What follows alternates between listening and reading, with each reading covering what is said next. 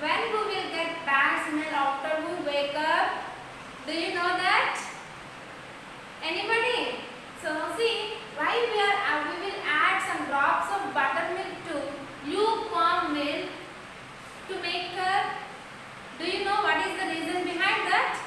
So today in this lesson we are going to find out what are the reasons behind these things. Okay, so it is very much interesting lesson. You will learn more from this lesson. Okay children, so have your patience, have more interest. Okay, so from this lesson today we are going to discuss about introduction part of this lesson, story of microscope invention and discovery of microorganisms and groups of microorganisms. In the groups of microorganisms, today we are going to discuss bacteria and fungi alone. Okay? About algae, protozoa and microarthropods we will discuss in the next class. So, today we are going to discuss up to here. Okay children? So, see about the introduction of the lesson. So, see children, at first, microorganisms. Who found the microorganisms? Who found the microorganisms? So, these microorganisms at first by a scientist known as Antony van Leeuwenhoek. Okay. So, who found the microorganisms at first? Antony van Leeuwenhoek.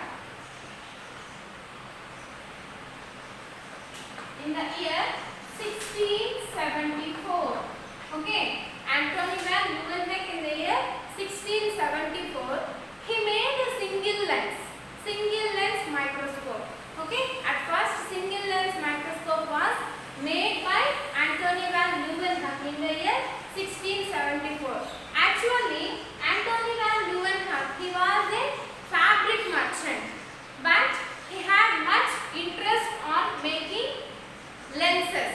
Okay, so his keen interest on making lenses led him towards by discovering the microscopes. Okay, so he discovered powerful microscopes to observe something. So at first he took some pond water.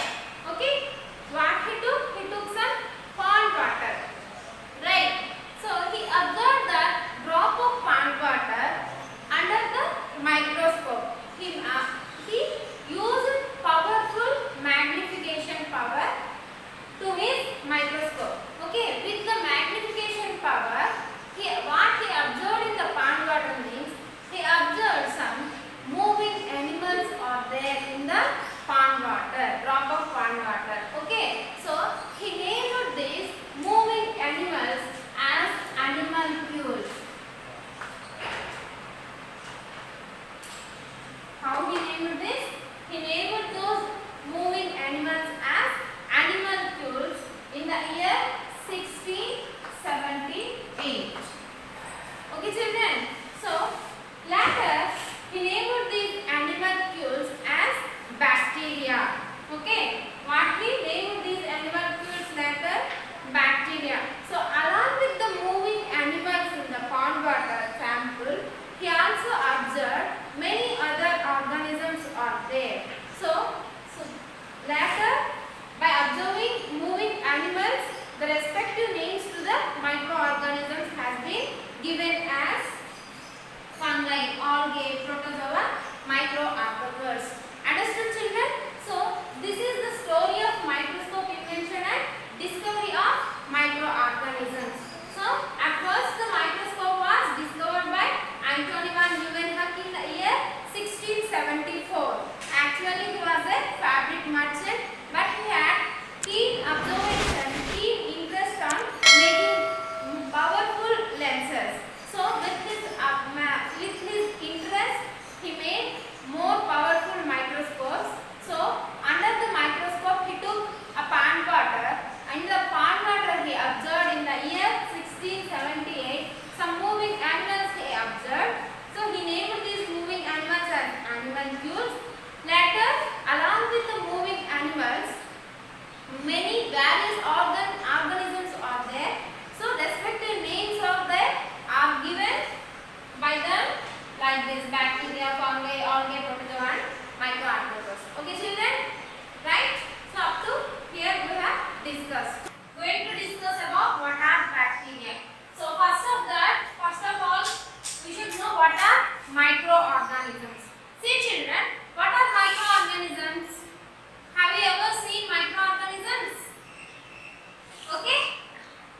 See, microorganisms means these organisms we can't see with our unaided eyes.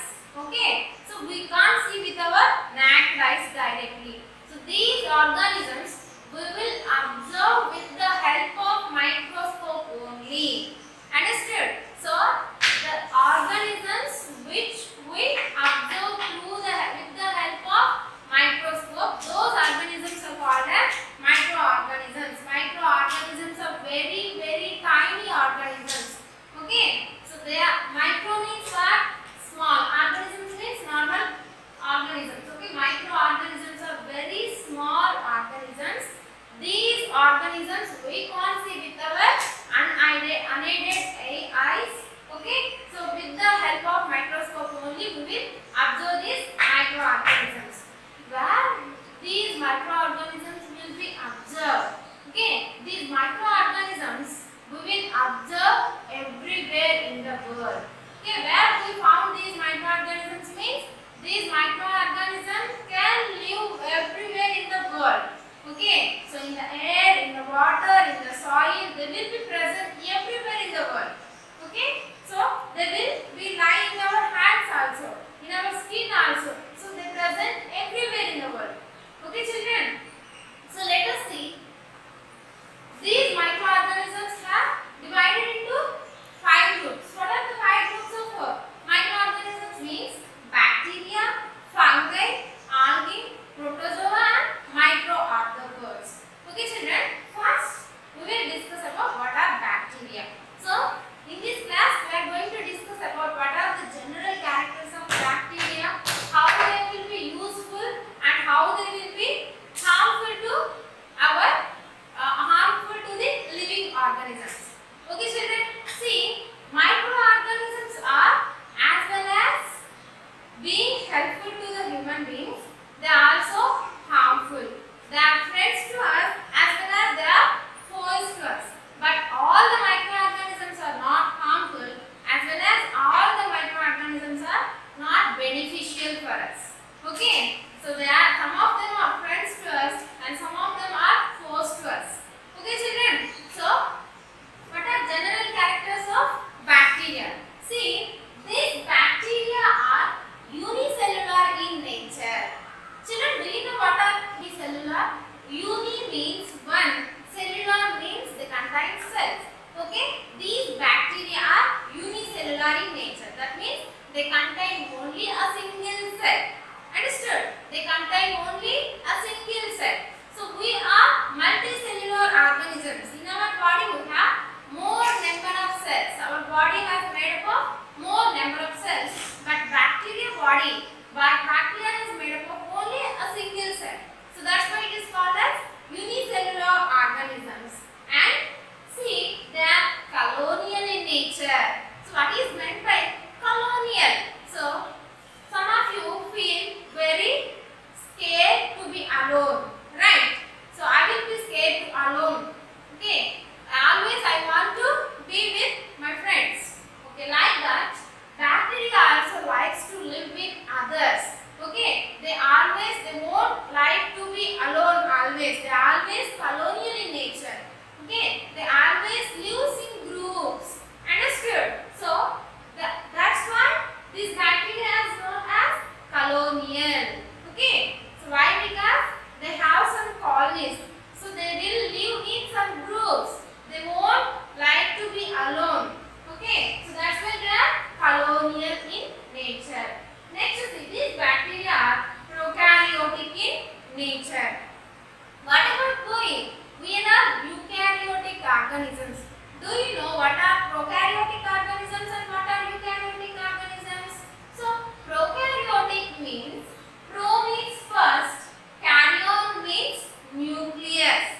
Okay, these prokaryotic organisms, they do not have nuclear bounded nucleus. Understood? They do not have nucleus and as well as they do not have a nuclear membrane. What is nuclear membrane? Nuclear membrane is a layer which surrounds the nucleus.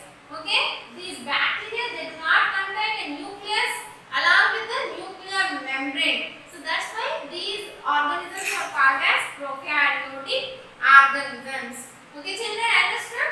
They are unicellular, colonial. Why? Because they always be in groups. Okay. Next, they are prokaryotic in nature. So these three are the general characters of bacteria. Okay. So see, based on their shapes. Okay. So bacteria in many shapes. Based on their shapes, bacteria are divided into four groups. Understood? So what are the four groups of bacteria? Spherical. They may be spherical in shape, rod in shape, comma in shape, as well as spiral in shape. Okay. So the bacteria which are spherical in nature. Spherical in the sense they will be looking like this. Okay. So these bacteria are called as spherical shaped bacteria. So these bacteria are called as cocci. What is the name of this shape? Spherical shaped bacteria, cocci. So could you give any example of cocci bacteria? Do you give? Okay. Streptococcus is one of the example which is in spherical shape. What is the streptococcus? Okay, children. So next to see, some of the bacteria will appear in rod shape. So, but how it will be looking like this. The bacteria will be looks like this. So these bacteria are named as bacilli. Okay, bacilli bacteria. So rod-shaped bacteria are known as bacilli bacteria. So next to see, some of the bacteria will be looking like spiral in shape. Okay, so they will be look like this. So that's why they name these as spirilla. Some of the bacteria will looking like this. Comma. How will it be comma? It will be looking like this.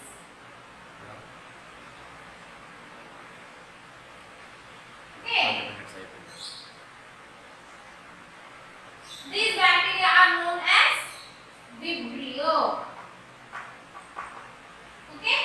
There are four types of bacteria based on the shapes. So, spherical shaped bacteria are known as cocci, rod shaped bacteria are known as bacilli, comma shaped bacteria are known as Vibrio, and spiral shaped bacteria are known as spirilla. Understood, children? So next to see, do you know what is the biggest bacteria in the world? What is the biggest bacteria? So this biggest bacteria, Namibia river. This bacteria was found in the region of Namibia river. Okay. So what is the name of the bacteria? Is Thigmomargarita namibiensis. What is the name of the biggest bacteria in the world? Thigmomargarita namibiensis. It is very important. You should note down. Okay. So next see, these bacteria are very useful. Some of the bacteria are very useful as well as some of the bacteria are causes harmful to living beings also. So see how they are useful.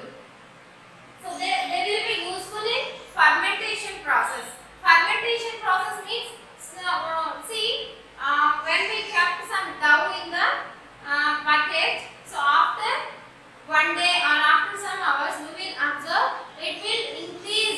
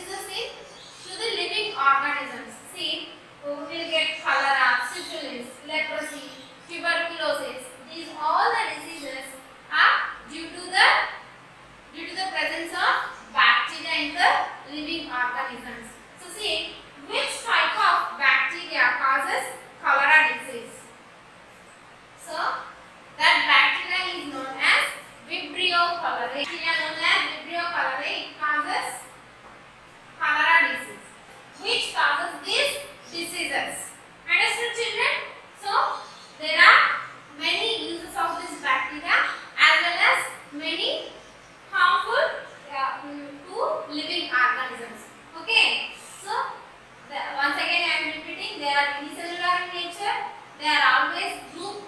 They always be in groups. They are prokaryotic. Based on their shapes, they are divided into spherical, rod, spiral, and comma. Spherical shaped bacteria are known as foci. Rod shaped bacteria are known as bacilli. Spiral shaped bacteria are known as spirilla. Comma shaped bacteria are known as vibrios. Okay. So the biggest bacteria in the world is Pygmomargarita namibiensis. It was found in the Namibia river.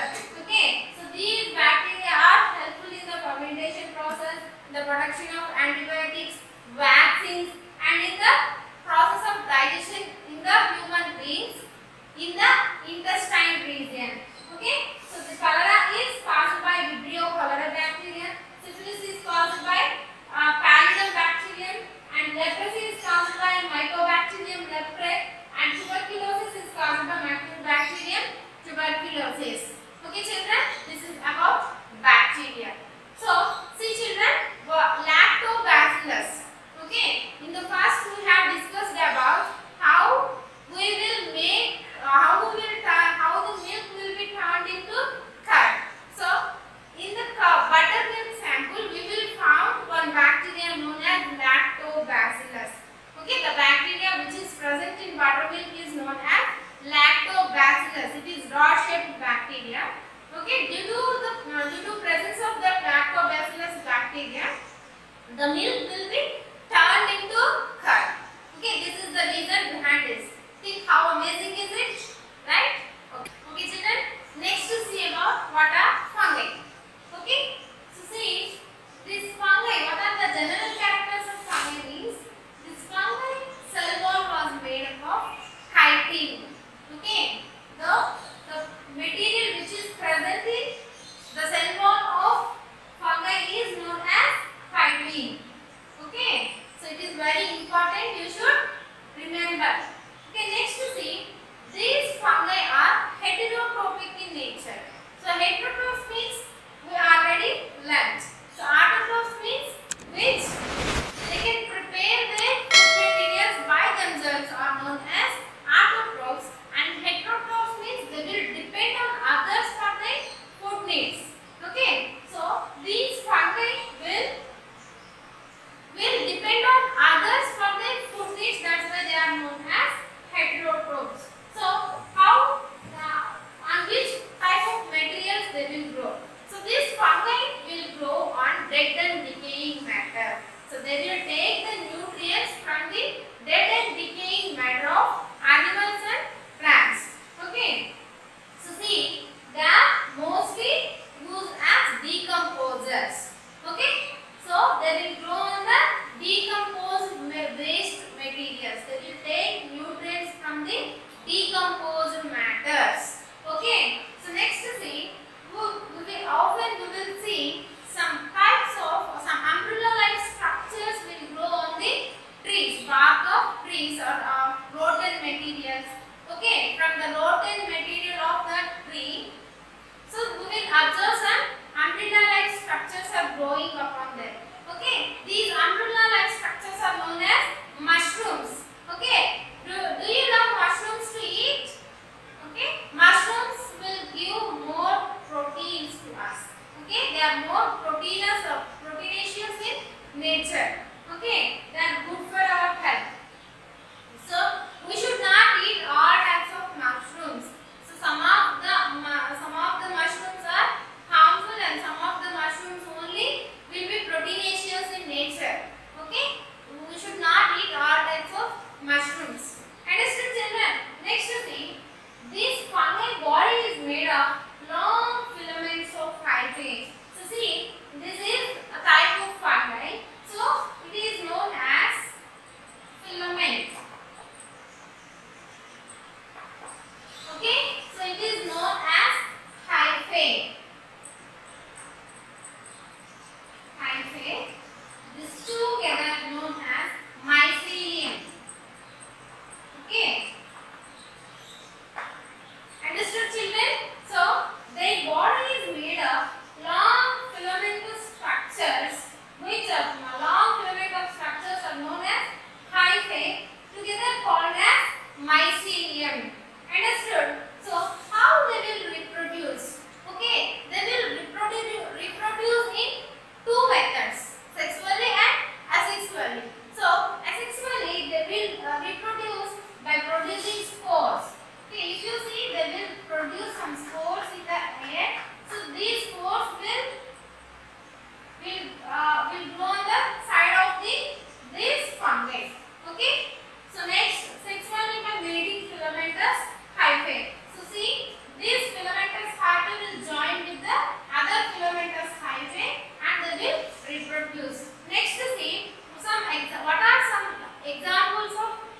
fungi. So see, Rhizophus, Penicillium, Aspergillus, and bread mold. So see, this is known as Rhizophus, and Penicillium. So this fungi is very important. So penicillin, an antibiotic known as penicillin, was produced from this Penicillium fungi. Okay, so that fungi is known as Penicillium notatum.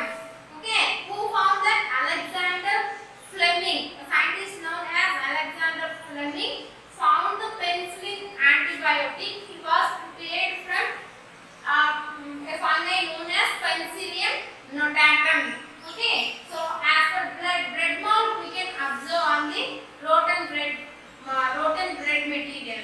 So see, you take one piece of bread and leave that piece of bread for 2 days. If you observe after 2 days, you will be able to see some black spots, black patches are growing on that. Okay, those black patches are known as bread mold. Okay, so these are all the some examples of fungi.